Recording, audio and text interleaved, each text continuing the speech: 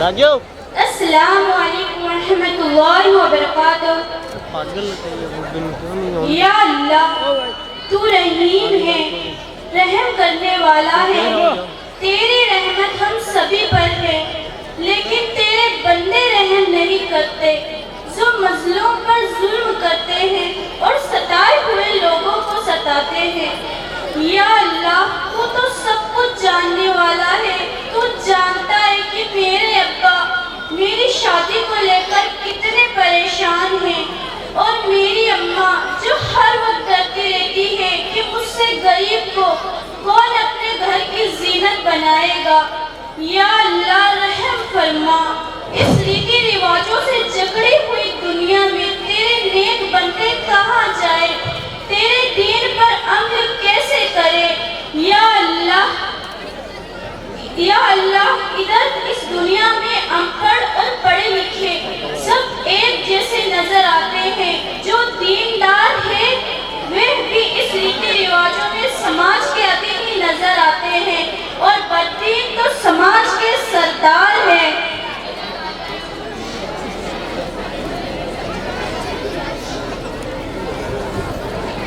السلام علیکم۔ بیٹا ایمان خدا سے شکایت کر رہی ہو؟ نہیں امی، میں تو بس نہیں، میں نے سنا ہے کہ تم اللہ سے سوال کر رہی ہو کہ اس کے بندے کہاں جائیں، کیسے دین پر عمل کریں۔ ہاں امی۔ تم تو ہر جمعہ پورے کہا کرتی ہو، کبھی گار والوں کے بارے میں غور کیا ہے؟ گار والے؟ ہاں گار والے، اللہ والے، جنہوں نے اپنی ایمان کی حفاظت کے لیے اپنی قوم کو چھوڑ دیا اور گار میں جا کر رہنے لگے۔ تو میں کیا یہاں سے نکل کر پہاڑوں میں چلی جاؤں؟ نہیں بیٹا، پہاڑوں پہ جا کر تو نہیں بسو، لیکن پہاڑ ہو جاؤ۔ مطلب؟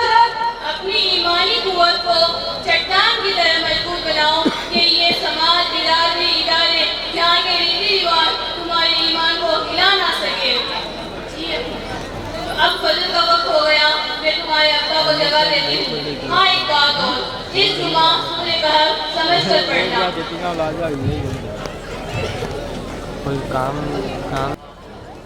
Hello guys, doing well? Yep. Let's have fun today. تو guys میں کل سے کالج میں آ رہی ہوں۔ کیوں، کیا بات ہو گئی؟ ایسا کیا ہوا کہ کل سے کالج نہیں آؤ گی؟ ہاں ہمیں بھی بتاؤ ذرا، کہیں جیک پاٹ لگ گیا ہے کیا تمہارا؟ السلام علیکم۔ وعلیکم السلام، آؤ ایمان بیٹھو۔ ہاں تو میں بتا رہی تھی کہ میں کل سے کالج نہیں آؤں گی کیونکہ میرے بھائی ارسلان کی شادی ہے۔ اچھا، شادی کب ہے؟ اگلے مہینے کی 20 تاریخ کو۔ ابھی تو ایک مہینہ باقی ہے۔ تمہارے بھائی کی شادی ہے کسی سپر اسٹار؟ ہاں ایسا ہی کچھ سمجھ لو۔ تمہیں پتہ ہے مجھے بہت سارے کام ہیں، خوب ساری شاپنگ کرنی ہے، کپڑوں کے لیے ڈیزائنر سے بات کرنی ہے، جویلری ڈیزائنر کو فائنل کرنا ہے، برائڈل ڈریس بھی خریدنی ہے۔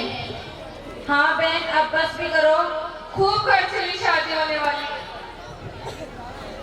لڑکی کا گھر بار کیسا ہے؟ اپنے شہر کی بہت بڑی فرم ہے، کروڑوں کا کاروبار ہے، پیسوں کی کوئی کمی نہیں۔ کیا وہ تم سے بھی زیادہ پیسے والی ہے؟ تمہارے بھائی کا جیک پاٹ لگ گیا؟ ہاں خوب دہیج ملنے والا ہے۔ نہیں، دہیج تو غریبوں کو ملتا ہے، ہمیں تو پراپرٹی ملے گی۔ تمہیں پتہ ہے جتنا پیسہ ایک لڑکی کی شادی میں خرچ ہوتا ہے اس سے کہیں زیادہ تو میرج گارڈن کے ڈیکوریشن میں لگے گا۔ چلو ٹھیک ہے، میں نکلتی ہوں، مجھے لائبریری میں کچھ کام ہے۔ Bye bye guys. قسمت ہو تو ارسلان جیسی جو خود بھی کروڑ پتی ہے اور لاکھ پتی کا داماد بننے جا رہا ہے۔ منت اب تم بس بھی کرو، ایسی باتیں کر کے میرا دل مت جلاؤ۔ تمہیں کس بات کا صدمہ لگ گیا ہے ماں؟ تم اتنی گم سن کیوں بیٹھی ہو؟ کہیں مہوش کے بارے میں تو نہیں سوچ رہی ہو؟ میں مہوش کی باتیں سن کر کچھ سوچ ہی نہیں پا رہی ہوں۔